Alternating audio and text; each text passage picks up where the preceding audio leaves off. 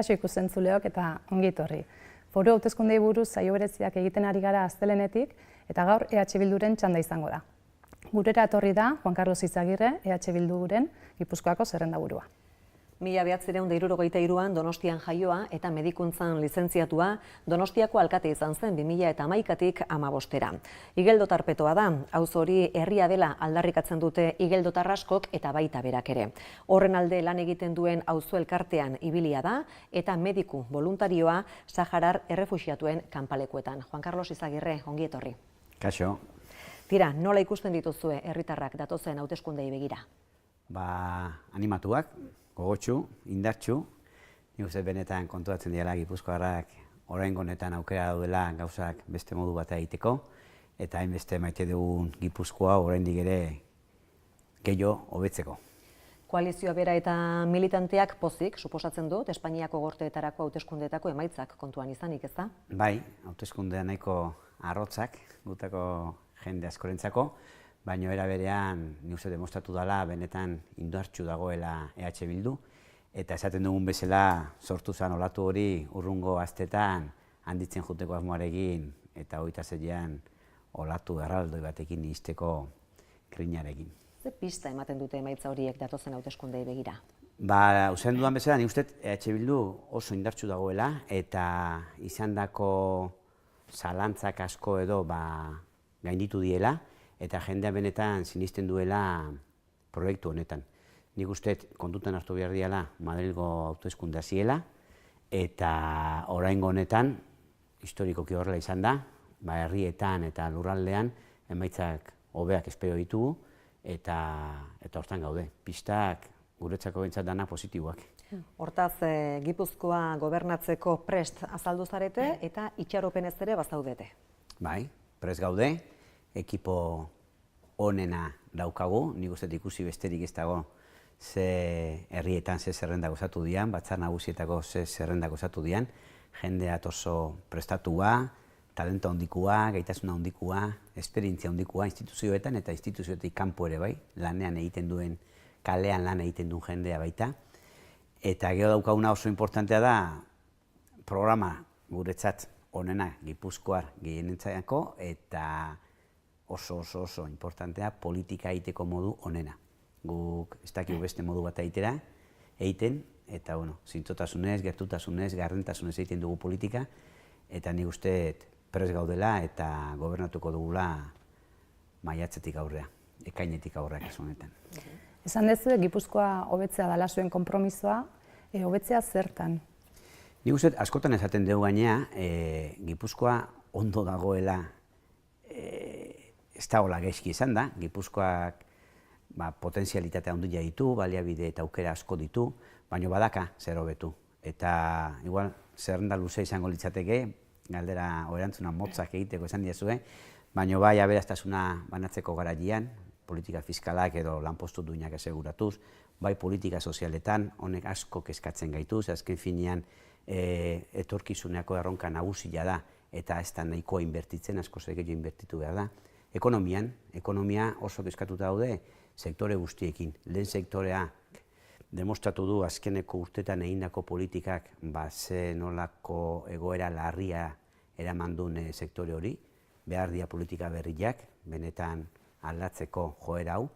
Bigarren sektorean, industrian, gure ustez motorea dena Gipuzkoan gauza asko daude egiteko, eta daude egiteko horretan ahaztu gabe kooperatibak horritugula, eta nik uste dela Gipuzkoaren ezaugarritako bat, edo azpimarratu nahi dut ere, enpresa asko txikitasunatik hasita, familia batetik noaino iritsi dian azpimarratu behar da. Baina askotan kontuatzen gea mundu enpresarial horretan, teknologia berriak ezartzeko garaian, I+D+I joateko garaian, enpresa txikik eta mikroenpresak deitzen ditugunak arazoa dituztela aurre egiteko. Nik uste diala pixkat, baztertuak gelditzen dienak politika egiteko garaian momentu honetan. Eta mikroenpresak esaten dudanean, hitzaiten egia, enpresa benetan txikiak, langile bat, bi, bost langile osatzen duten enpresak, askotan familiarrak, askotan hasierako inpulsoa behar dutenak, eta kontutan hartzen badeu, mikroenpresak eta enpresa txikik 185 diala gure lurraldean, eta langile guztien 3,8% osatzen dutela, ni uste kontutan hartzeko sektore badela. Eta mikroenpresa eta enpresa txiki horiek gainea, ni uste elikatzen dutela ere geho beste sare enpresaria guztia.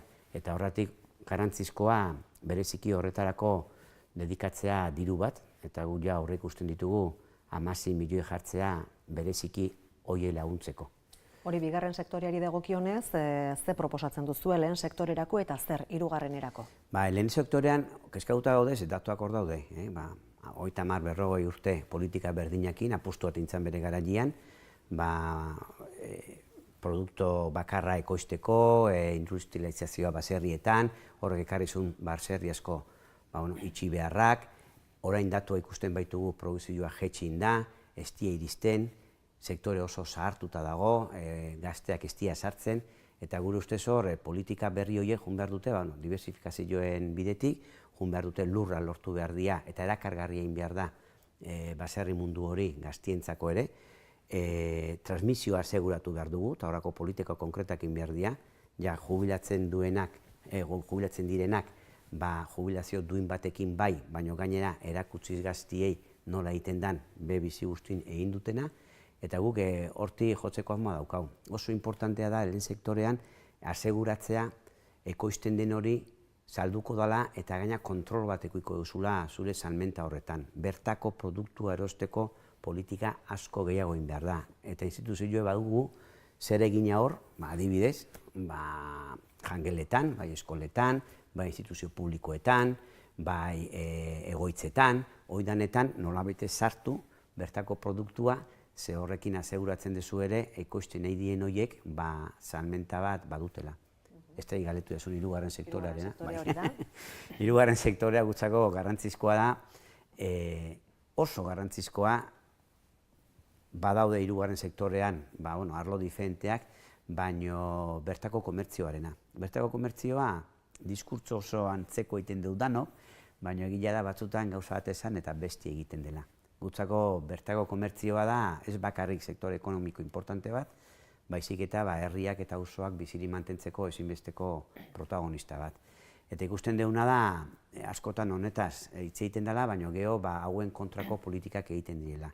Eta azpimarratu nahi ditut, azalera handiko merkaguneak, geho eta gehiago daude, pentsatu behar du momentu honetan bakarrik Donostiatik Irunaldea, igual beko aldea, Gipuzkoan barren aldea, ibituko zaizu ez dizuela afektatzen, baina afektatzen du, bikoiztu ingo dira metro karratuak, eta gainea, salmentak online eta gora dihoazte, eta usten dugu indeitezkela gauzak instituzioetatik eta baitere diputazioatik. Zer adibidez? Oso luze naiz erantzuten ondo guaz, bai? Bai, lehenguan egon ginen aurkezpen batean oso polita ditu zitzaigun, eta zan online saltzeko, baino bertako produktuak. Eta ni uste hori, onlinek min egin diola bertako komertzioa esatea berez ez da igual justua, zatik egin daiteke salmenta bat online, baino bertako produktuekin eta bertako komertzioa bultzatuz. Geho, badaude beste neurri batzuk hartu diena gure ustez kaltegarria dianak, ordutegiarena, gure ustez ordutegiarena negoziatu beharra dago sektorearekin, baina normalian hartzen dian neurriak izaten dira onak multinazionalentzako eta txarrak bertako komertzioarentzako. Ez dezue begionez ikusten aberastasunan eta fortuna handian gaineko zerga, hori kendu izana edo aldatu izana, zein zerga sistema nahiko luke EH Bilduk? Garbi daukaguna da, aberastasuna sortzen danean ondo banatu behar dela, eta hortarako erraminta asko ditugu. Bata da, soldata duinak bermatzea. Zatik, finazu soldata duinak bermatzen baituzu, diferentzia oso onduiak egongo espalia soldata minimo kobratzen batetik gien kobratzen duenari, zeuna zergak ere asko berdinagoak izango liateke. Baina, zergaren bitartez egiten dezu ere ariketa hori. Eta garbi daukaguna da, printzipio bat, nik uste ere, dano konpartitzen duguna, eta da, gehiago daukanak, gehiago ordaindu behar duela. Zerga konkretu hau, aipatzen dezuna, kendu indute legislatura honetan, legealdi honetan, eta iruditzen zaigu atzera pauso izugarria dela. Zetik hitz egiten egia, pertsonak oso aberatzari buruz, oso diru asko dutenei buruz, ondasunak milioika dutenei buruz, eta hauei gure ustez kobratzea horlako zerga bat da apustu bat lehen esan dudan ondo banatzeko horren alde. Daukau beste bat, politika fiskalaren oso importantea, eta da soziedateen zerga. Fijo batzu dituzte, segun zer tamaina duten kooperatiba diran, baina ez da ezartzen, edozein langileen ezartzen zaion kriterioa. Jendia jaki dezan, normalian langileok ordaintzen ari gure soldataren 20-22 zergaren bitartez, eta sozietatea behintzat berriz bataz besteko 12% haidi aplikatzen. Egia da portzentaia pixka eta altuziagoa diala, baina ego kenkeria diala eta beste zirrikitu batzuk aprobetxatuz, 12% da bataz bestekoa ordaintzen dutena. Gugusten dugu hor, kontrola handiagoa behar dela. Eta behar dugu, langile aplikatzen zaien kriterio berdina ezartzea. Hau da, geota gehiago irabazi, geota zerga portzentai hori altuagoa izan. Ez da egiten, eta gusten dugu egin behar dela. Irabazia zenbadakasun, horren arabera, gehiago patu edo gutxiago patu. Markel Olanok esaten zuen, beraiek egin duten zerga aldaketa horren bitartez, aurreko agintaldian baino diru gehiago jaso dutela beraiek oraingo honetan. Bai, egila da, oraindik ere ezin deula jakin oso ondo zerga horrek ze ondorio izango ditun, ze 18ko aldaketa bada eta urrungo urteetan jakingo dugu, egila da ere, urte hauetan ekonomia asko ze aktiboagoa egon dala eta berez zergak gehiago bildu, zergaren bitartez gehiago bildu dela, baino garbi dagoena da zerga honekin, modifikazio honekin, izen aldatu diote, baina asko ze gehiago ere aldatu diote. Ezkutu fiskala jarri dute, nun naiz eta diru asko euki jarri dezagun, 30 milioiko ondare bat eukita, soldata barbalimakat 2000 eurokoa, ez diete sekulan kenduko 2000 euro horren arabera 160 maksimo ordaindu dezaketena urtean zehar. Eta guk esaten deuna da, pagatu beharko ezula dakasun ondorearen arabera. Itziten nahi zifra txikitaz, eta zifra txika portzentaian, 1% eta horrela itziten nahi baina ondasun oso handia dutenen pertsonetaz. Bide azpiegiturei dagokienez, bat zatoztete, deskargako autobide berrian bidesaria ipintziarekin, eta baldin eta erabiltzaile guztiek ordaindu beharko balute, justua irudituko litzaizueke? Guk, de hecho, Bilduk egin duzunean gobernua zaukanean Gipuzkoako aldundian hitz egin zuen eta proposamen bat jarri zuen horrelakoa jartzeko, eta PNV-ren eta PSOE-ren eta boska kontrakoak izan ziren, eta orduan ja markatu genuen bazaukala oinarri bat jartzea bidesareak.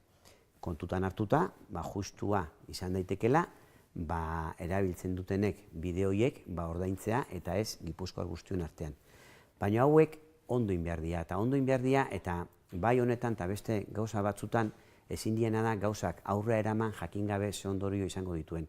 Eta hau adibide bada, jarri izan martxan sistema bat, errekurritu egintzana, epaitegitan irabazi zuten errekurritu zutenek, jarraitu da kobratzen, eta orain ez dakigu urrengo urtetan tokatuko da bueltatzea urte hauetan kobratu den guztia. Guk esaten deuna da, jartzeko garaian oso ondo jakin behar dezula juridikoki babestuta dagoela erabaki hori, eta ez dezula inongo arazoik eukiko. Eta, por supuesto, konsensua bilatuz, bai erabiltzaileekin, bai garraioalaileekin, eta bai, gainontzeko partido politiko egin. Nahiko errepide daukagu Gipuzkoan, bukatutzat ematen duzu errepide sarea? Sare nagusia bai, gure ustez bai, baina egila da badaudela aktuazio txikiagoak, herritan eta arrotonda batzuk eta trabesia batzuk eta konpundu beharrekoak. Gure ustez momentua da daukaguna zahar berritzeko eta mantenimentu lanetan bolkatzeko gure alegin guztia. Mantenimentu lanetan? Bai. Horrek ezkera egiten dizue? Asko. Nik uste hasi nazional batetik, bai firmaia nola dagon, bai bionda nola dauden, bai igual soinuak eta besteko bertan dauden etxei eta sortzen den soinu hortatik, eta hor bauden neurri batzuk hartu beharrekoak, eta dutxe zaigu momentu honetan azpiegitura berria haundik egin baino, hobe deula zaharrak daudenak berritu. Errepideak alde batera utzita, baina azpiegiturekin jarraituz, zuek azpimarratu izan dezue Tolosaldeak ospitale publiko bat behar duela. Hombre, Zergatik? sinisten deulako sistema publiko batean, eta eskualde bakarra ez daukana ospital publiko bat. Hau, gaina medikua izan da, da gauza bat, oraindik ere ulertzen ez dudana, nola, desoreka hau, askotan hitz egiten dugu lurraldaren desorekaz, eta askotan esplikatu behar dugu, zer dan hori, eta askotan esan behar dugu, benetan Gipuzkoa hobe bat eraikitzeko, joan behar dugula eskualdetara, herrietara, entzutera, zer duten, ze diagnostiko egiten dituzten, ze lehentasuna markatzen dituzten, Tolosaldean, hau, eosen herrietara junda, hau entzungo ezu. Gu jungea, eongea eragileekin, eongea erabiltzaileekin, eongea talde askokin, auzo elkarte askokin, eta bere lehentasunetako bada, eta oso justua da, ospital publiko bat eukitzia. Ez da ulertzen oraindik ere, eukitzea ospital pribatu bat, horrek suposatzen duen guztiarekin. Guk garbi daukau, kalitatezko zerbitzu bat osasungintzan eskenine bali madeu, guztiz publikoa behar dula. Bai azpiegiturak eta bai ekudak eta bera. Arazo larria sortzen dira, bai daudelako langileak difentzia handiakin batetik bestea, konbenioa diferentia dira, historietan sartzeko arazoa dituzte, eta claro, momentu honetan dauden bezala, askotan ez dituztela espezialidade batzuk, jun behar dutela beste leku batzuetara, esaten deuna, beti gora, eraikin nahi bali madeu, eskualetara jun nahi bali madeu eta orekatu Gipuzkoa bat, entzun dezagun zer dioten herritarrek, eta herritarrek Tolosaldean momentu honetan, beste gauzen artean, esaten dute, arrazoi guztiarekin, ospital publiko berri bat behar dutela. Non dago hori ez egiteko arazoa edo arrazoia? Hombre, batzuk hartzen dituzten erabakietan pentsatzet, ze nik entzuten duegunean orain diru asko ze gehiago biltzen dela eta baliabide asko ze gehiago daudela gauzak egiteko, ez dugu lertzen horrelako oinarrizko gauza bat ez eukitzea inbertsio gehiago. Badaude, 3 gauza ezin dutena faiatu jendarte batean. Osasun publikoa, hezkuntza publikoa eta politika sozialak. Ez da galetu behar zuen politika sozialetaz, baina hoi nahiko desastrea da. Beste bilak baditu duzte berak atzak, baina badago zer zuzendu, hemen ejemplo bat, eta politiko sozialetan asko dago egiteko. Eta galetu beharko zaie ardura dutenei. Hitz egin dezagun politika sozialetaz. Politika sozialetan, hau ez da oso laburra izangoean, erantzuna, asko dago hitz egiteko. Da oso kezkagarria, esan dudan bezala netzako 3. Zutabe da jendarte justu bat eraikitzeko, eta momentu honetan tendentzia da zutabe hori privatizatua egotea eta nahiko eskasa izatea. Urrungo urtetan gaina daukau arazo nabarmenat eta dano konpartitzen duguna, eta da geota jende gehiokiko dugula dependientea. Dependientea esan nahi du, bai zaharrak, geota zaharragoa gehalako eta geota zahar gehiago daukagulako laguntza bat behar duena, baina baita ere gaitza ezberdinengatik edo istripuengatik edo beste motiboengatik. Pertsona bat zaintza bat duenean, historikoki gelditu da bere zaintza familia inguruan. Hobeto esan da, familiako emakumeen inguruan. Eta nik uste eta apustua eta urratza erraldoia izan behar dula, zaintza hori konpartitzea komunidadeak, nolabait publiko bihurtzea. Eta hor dago gura apustua. Horraino iritsi baino lehenugo, badaukau, orain konpondu daitezken gauza batzuk, eta orain bertan, itxoin gabe, ez da CEP eta dana publikoa osatu arte. Eta ni beti jartze ejemplo berdina. Dano daukagu familian, eta bestela izango dugu, eta bestela ezagunen bat izango dugu, momentu batean bere bizitzan kontuatzen gala laguntza bat behar dula. Hor ni beti itzeite eta 3 fase bezala daudela. Bata da, dependentzia balimadaka guazen neurtzea, eta horren egiten da balorazio bat dependentziarena. Atzea egin dugu honekin, eta oso kezkatuta gaude, leheno 18 egunetan ematen zen erantzun bat, orain dia 2 hilabete, 60 egun. Gure konpromiso bada berriz ere 20 egunetara pasatzea, zatik erantzun hori askarra behar du jakiteko zen neurrik hartu behar dian. Hortarako diru gehiago jarri behar da, hemen jarri behar da dirua. Bigarrena da, zaintza eta normalian pertsona hori nahi duna da etxean egon. Eta hori zeruna dano bizi izan dugu. Eta zaintza hori etxean eman behar badu familikon batek, emakumeo gizoneskua, laguntza batzu behar ditu. Eta laguntza horiek ere murrizketak izan ditu. eta legealdi honetan 1,8 milioi gutxilo jartzen da familioiei laguntzeko. Hor, zaintza hortan badago beste arazoak oso, ez da izena eman ere, baina eske benetan kezkagarria. Da, langileak zaintzara dedikatzen dianak, emakumeak ere, eta askotan kanpotarrak. Eta askotan bizitzen dira lan baldintza miserable batzutan. Nik esango nuke esklabotza berria dela. Bizi dira bizitza propio eduki gabe. Hor ere, parte hartu behar da, horiek ere soldata duina behar dute, eta hor instituzioek parte hartu behar du. Eta ego dago, hirugarren fase bat, batzutan gertatzen da, bestatutan ez da, egoitza batean sartu behar da. Ba, egoitzetan sartzeko epeak ere luzatu india. Behar dira plaza gehiago, eta hor ere dirua jarri behar da. Eta oso importantea, hor lan egiten duten emakume langileoiek behar dituzte lan baldintza duinak. Eta momentu honetan ez dituzte, hoi konpondu zen arazoa aurreko legealdian eta berriz ere atzera eginda. Momentu honetan 5.000 emakume langile daude, greban ez daude orain, baina borrokan, greban ez daude orain, ziklo bat bukatu dutelako eta agian beste egin beharko dute, baina borrokan jarraitzen dute. Eta gu garbi gauna da, zaintzaileak zainduin behar diala, eta kasu honetan lehen nintzen bezala, jarriko dela jarri beharreko dirua, adosten dituzten akordioak, sindikatoak eta langileen artean, aurrera atera ahal izateko. Osea, politika sozialetan asko. Eta, asko ze gauza gehiago daude politika sozialetan, baina, Eta gaiz aldatu baino lehen, gizartearen zahartzen ari dela kontuan izanik, jaiotze tasari bultzada emateko, familiei laguntzeko zer?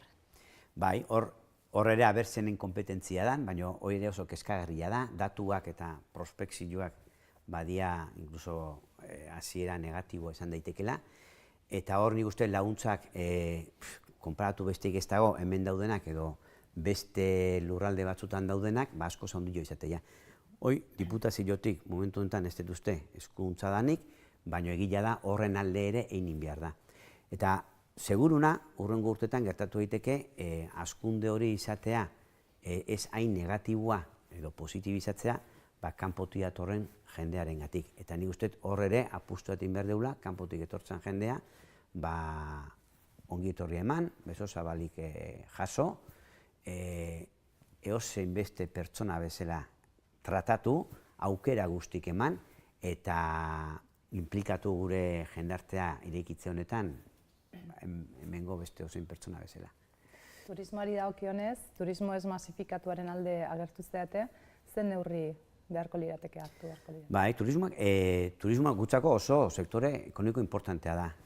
Uste, 7,8 horri dabilela Gipuzkoan.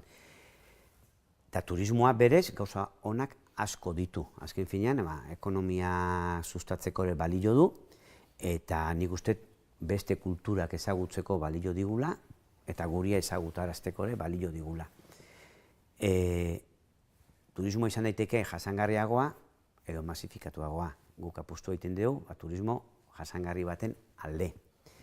Honetako oso importantea da jakitia ze alde txarra ditu nire turismoak, eta ikusten egiana da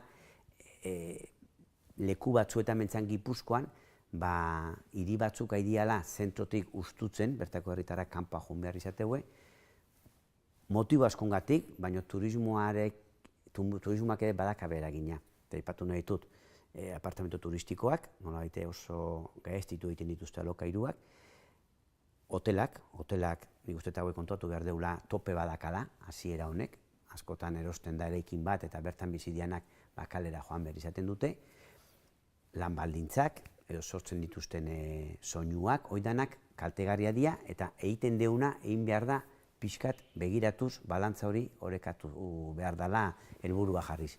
Guk uste dugu Gipuzkoan zehar banatu behar dela, diversifikatu egin behar dela turismoa, horretik esaten dugu askotan etzegula gustatzen San Sebastian Region hitz hori, nahi Gipuzkoa bezala saldu.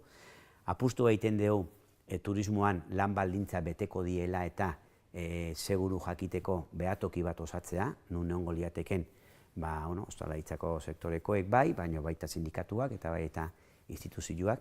Apustu egiten dugu tasa bat ezartzearen alde, tasa hori Eusko Jaurlaritzako diputazioak onartu dezake, Aurrera egin behar dugu apur bat. Bale, bakarrik esan tasa hori, egiten bali madeu, kudatzea gustatuko litzaiduke udaletxeetatik. Udaletxeak bildu eta udal horietan gastatu. EH Bilduk eraiki gura duen Gipuzkoa horretan, zenbaterainoko tokia izango du ikuspegi feministak? Osoa. Guk esaten deuna da, etorkizuna orokorrean edo feminista izango dela, bestale izango. Eta egila da hemen ere asko dagoela egiteko. Ze hitzein asko hitz egiten da feminismoari, baina geho datuak hor daude. Eta bai soldaten arteko arrakala hori, bai egunero entzuten ditugun biolentzi kasuak, bai mikromatxismo horiek, ez dira ezagertu eta hor jarraitzen dute. Guk bi apustu bintzak garbi ditugu, bata, borondate guzti horiek behiz lauki behar dute aurrekontuetan, eta badakigu azkeneko urtetan presupuestoa ez dela apenas igo, eta gura postua da, foru araua aurreko legaldian onartu zana betea zingo deula, hau da, 2 milioitik 8 milioia hiloko ala aurrekontu hori, eta gainetik beste 2 milioi aurreikustu ditugu, eta horrela boskoiztuko deu orain dagoen presupuestoa. Eta beste oso importantea, txertatu behar da perspektiba feminista departamentu guztietan. Eta hau dana egiteko ezinbestekoa da, eragileekin egon, enpresekin egon, beti gora eraiki beste gauzetan egiten deun bezala, baina kasu honetan protagonismo berezi bat eman bertzaio mugimendu feministari. Erraustegia zeren nahi genuke hitzein, laizter errealitate bihurtuko da, giltza zuen esku baldin badago hurrengo gobernuan? Bueno, guk behin eta bere izan dugu, etxaigula galdetu, Gipuzkoarroi, ze sistema nahi deun tratatzeko hondakinen azkeneko tratamendu hori nolako izan behar duen, gu itzaigu gustatzen, erraustegia, usten dugu osasunaren aurkakoa dela, eta hemen, honi eta barkatu gehiago, baina honi hau azpimarratu nahi dut. Oso larria da datuak edo manipulatu edo eskutatzea, eta esaten danean kaltegarria dela osasunarentzako, ez da ni neuk edo beste mediku batek hemen esaten dugun zeo zer, da nazioarteko komunitate zientifikoak errekonozitzen duen gauza bat, eta ikusi besterik ez dago zenbat gauza argitaratu dien honi buruz mundu guztin. Orduan, ojo horrekin, hau kaltegarria da osasunerako. Zenbat? Bueno, goazen ikustea, ze estudio dauden eta ikusiko dugu zenbadan. Eta da kutsagarria, da toksinoak, bueno, bero efektoa eta hori danak ere hor daude, baina toksinak kutsagarria dianak ikuitugu gure zelaietan, gure uretan eta auta dana.